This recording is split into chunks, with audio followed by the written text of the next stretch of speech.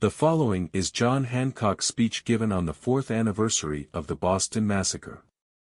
Men, brethren, fathers, and fellow countrymen. The attentive gravity, the venerable appearance of this crowded audience, the dignity which I behold in the countenances of so many in this great assembly, the solemnity of the occasion upon which we have met together, joined to a consideration of the part I am to take in the important business of this day, fill me with an awe hitherto unknown, and heighten the sense which I have ever had of my unworthiness to fill this sacred desk. But, allured by the call of some of my respected fellow citizens, with whose request it is always my greatest pleasure to comply, I almost forgot my want of ability to perform what they required. In this situation I find my only support in assuring myself that a generous people will not severely censure what they know was well intended, though its want of merit should prevent their being able to applaud it. And I pray that my sincere attachment to the interest of my country, and the hearty detestation of every design formed against her liberties, may be admitted as some apology for my appearance in this place. I have always, from my earliest youth, rejoiced in the felicity of my fellow men, and have ever considered it as the indispensable able duty of every member of society to promote, as far as in him lies, the prosperity of every individual, but more especially of the community to which he belongs, and also, as a faithful subject of the state, to use his utmost endeavors to detect, and having detected, strenuously to oppose every traitorous plot which its enemies may devise for its destruction. Security to the persons and properties of the governed is so obviously the design and end of civil government, that to attempt a logical proof of it would be like burning tapers at noonday, to assist the sun in enlightening the world, and it cannot be either virtuous or honorable to attempt to support a government, of which this is not the great and principal basis. And it is to the last degree vicious and infamous to attempt to support a government which manifestly tends to render the persons and properties of the governed insecure. Some boast of being friends to government. I am a friend to righteous government. To a government founded upon the principles of reason and justice, but I glory in publicly avowing my eternal enmity to tyranny. Is the present system, which the British administration have adopted for the government of the colonies, a righteous government, or is it tyranny? Here suffer me to ask, and would to heaven there could be an answer, what tenderness, what regard, respect, or consideration has Great Britain shown, in their late transactions, for the security of the persons or properties of the inhabitants of the colonies? Or rather what have they omitted doing to destroy that security? They have declared that they have ever had, and of right ought ever to have, full power to make laws of sufficient validity to bind the colonies in all cases whatever. They have exercised this pretended right by imposing a tax upon us without our consent, and lest we should show some reluctance at parting with our property, her fleets and armies are sent to enforce their mad pretensions. The town of Boston, ever faithful to the British Crown, has been invested by a British fleet. The troops of George III have crossed the wide Atlantic, not to engage an enemy, but to assist a band of traitors in trampling on the rights and liberties of his most loyal subjects in America, those rights and liberties which, as a father, he ought ever to regard, and as a king, he is bound, in honor, to defend from violation, even at the risk of his own life. Let not the history of the illustrious House of Brunswick inform posterity that a king, descended from that glorious monarch George II, once sent his British subjects to conquer and enslave his subjects in America. But be perpetual infamy entailed upon that villain who dared to advise his master to such execrable measures, for it was easy to foresee the consequences which so naturally followed upon sending troops into America to enforce obedience to acts of the British Parliament, which neither God nor man ever empowered them to make. It was reasonable to expect that troops, who knew the errand they were sent upon, would treat the people whom they were to subjugate, with a cruelty and haughtiness which too often buries the honorable character of a soldier in the disgraceful name of an unfeeling ruffian. The troops, upon their first arrival, took possession of our Senate House, and pointed their cannon against the Judgment Hall, and even continued them there whilst the Supreme Court of Judicature for this province was actually sitting to decide upon the lives and fortunes of the king's subjects. Our streets nightly resounded with the noise of riot and debauchery, our peaceful citizens were hourly exposed to shameful insults, and often felt the effects of their violence and outrage. But this was not all. As though they thought it not enough to violate our civil rights, they endeavored to deprive us of the enjoyment of our religious privileges, to vitiate our morals, and thereby render us deserving of destruction. Hence, the rude din of arms which broke in upon your solemn devotions in your temples, on that day hallowed by heaven, and set apart by God himself for his peculiar worship. Hence, impious oaths and blasphemies so often tortured your unaccustomed ear. Hence, all the arts which idleness and luxury could invent were used to betray our youth of one sex into extravagance and effeminacy, and of the other to infamy and ruin, and did they not succeed but too well? Did not our infants almost learn to lisp out curses before they knew their horrid import? Did not our youth forget they were Americans, and, regardless of the admonitions of the wise and aged, servilely copy from their tyrants those vices which finally must overthrow the empire of Great Britain? And must I be compelled to acknowledge that even the noblest, fairest, part of all the lower creation did not entirely escape the cursed snare? When virtue has once erected her throne within the female breast, it is upon so solid a basis that nothing is able to expel the heavenly inhabitant. But have there not been some few, indeed, I hope, whose youth and inexperience have rendered them a prey to wretches, whom, upon the least reflection, they would have despised and hated as foes to God and their country?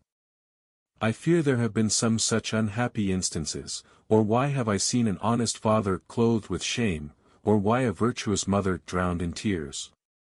But I forbear, and come reluctantly to the transactions of that dismal night, when in such quick succession we felt the extremes of grief, astonishment, and rage, when heaven in anger, for a dreadful moment, suffered hell to take the reins, when Satan, with his chosen band, opened the sluices of New England's blood, and sacrilegiously polluted our land with the dead bodies of her guiltless sons. Let this sad tale of death never be told without a tear, let not the heaving bosom cease to burn with a manly indignation at the barbarous story, through the long tracks of future time. Let every parent tell the shameful story to his listening children until tears of pity glisten in their eyes, and boiling passions shake their tender frames. And whilst the anniversary of that ill-fated night is kept a jubilee in the grim court of pandemonium, let all America join in one common prayer to heaven. That the inhuman, unprovoked murders of the 5th of March, 1770, planned by Hillsborough, and a knot of treacherous knaves in Boston, and executed by the cruel hand of Preston and his sanguinary coadjutors, may ever stand in history without a parallel. But what, my countrymen, withheld the ready arm of vengeance from executing instant justice on the vile assassins? Perhaps you feared promiscuous carnage might ensue, and that the innocent might share the fate of those who had performed the infernal deed. But were not all guilty? Were you not too tender of the lives of those who came to fix a yoke on your necks? But I must not too severely blame a fault, which great souls only can commit. May that magnificence of spirit which scorns the low pursuits of malice, may that generous compassion which often preserves from ruin, even a guilty villain, forever actuate the noble bosoms of Americans. But let not the miscreant host vainly imagine that we feared their arms. No, them we despised, we dread nothing but slavery. Death is the creature of a poltroon's brains, 'tis immortality to sacrifice ourselves for the salvation of our country. We fear not death. That gloomy night, the pale-faced moon, and the affrighted stars that hurried through the sky, can witness that we fear not death. Our hearts which, at the recollection, glow with rage that 4 revolving years have scarcely taught us to restrain, can witness that we fear not death, and happy it is for those who dared to insult us, that their naked bones are not now piled up an everlasting monument of Massachusetts bravery. But they retired, they fled, and in that flight they found their only safety. We then expected that the hand of public justice would soon inflict that punishment upon the murderers, which, by the laws of God and man, they had incurred. But let the unbiased pen of a Robertson, or perhaps of some equally famed American, conduct this trial before the great tribunal of succeeding generations. And though the murderers may escape the just resentment of an enraged people, though drowsy justice, intoxicated by the poisonous draught prepared for her cup, still nods upon her rotten seat, yet be assured such complicated crimes will meet their due reward. Tell me, ye bloody butchers! Ye villains high and low! Ye wretches who contrived, as well as you who executed the inhuman deed! Do you not feel the goads and stings of conscious guilt pierce through your savage bosoms? Though some of you may think yourselves exalted to a height that bids defiance to human justice, and others shroud yourselves beneath the mask of hypocrisy, and build your hopes of safety on the low arts of cunning, chicanery, and falsehood, yet do you not sometimes feel the gnawings of that worm which never dies? Do not the injured shades of Maverick, Gray, Caldwell, Attucks, and Carr attend you in your solitary walks, arrest you even in the midst of your debaucheries, and fill even your dreams with terror? Ye dark designing knaves, ye murderers, parricides!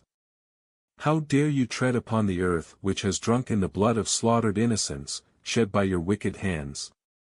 How dare you breathe that air which wafted to the ear of heaven the groans of those who fell a sacrifice to your accursed ambition?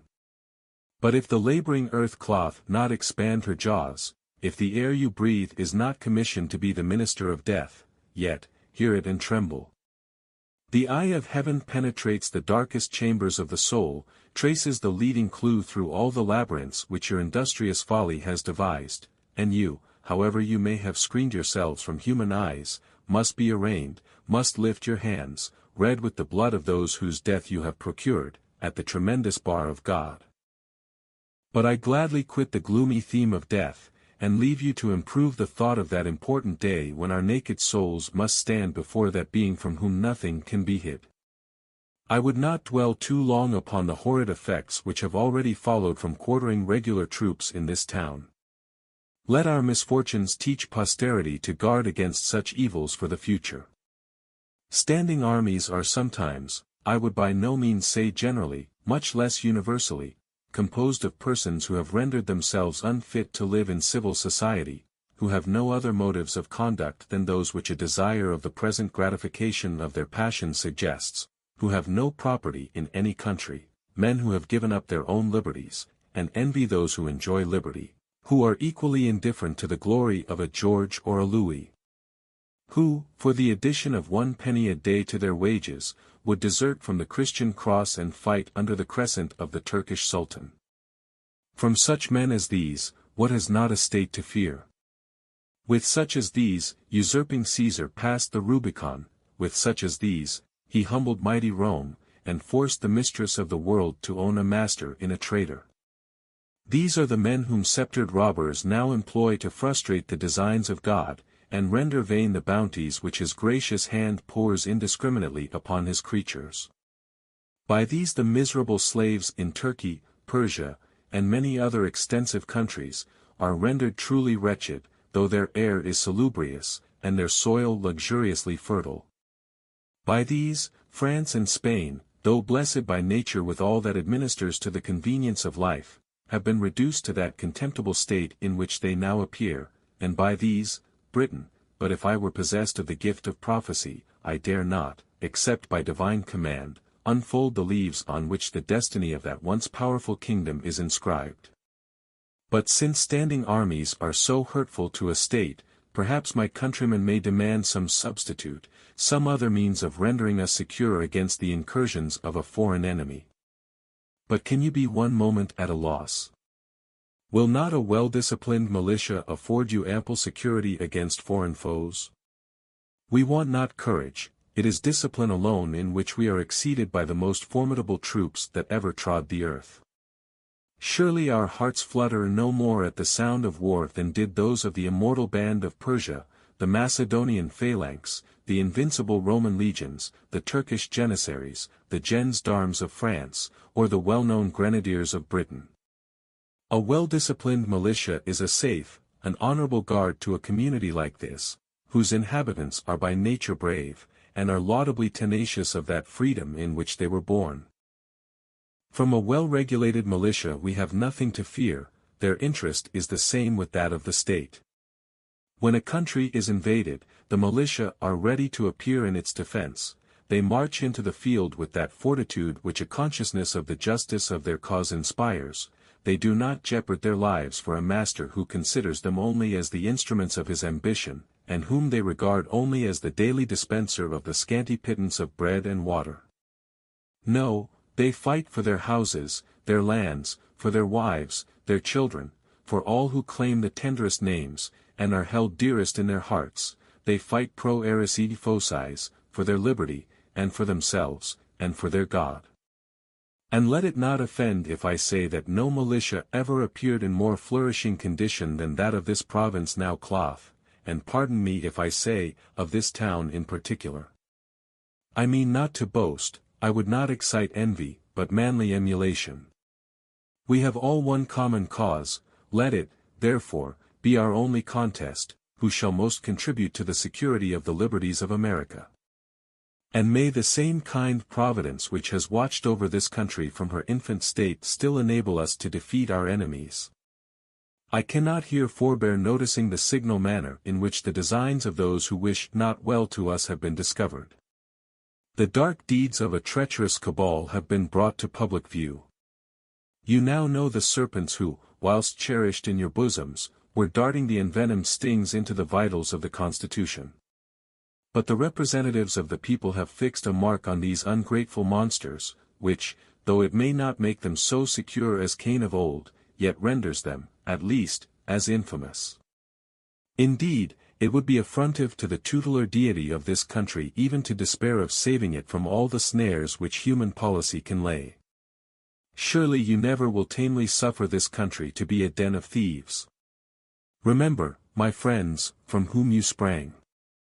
Let not a meanness of spirit, unknown to those whom you boast of as your fathers, excite a thought to the dishonor of your mothers. I conjure you, by all that is dear, by all that is honorable, by all that is sacred, not only that ye pray, but that ye act, that, if necessary, ye fight, and even die, for the prosperity of our Jerusalem. Break in sunder, with noble disdain, the bonds with which the Philistines have bound you.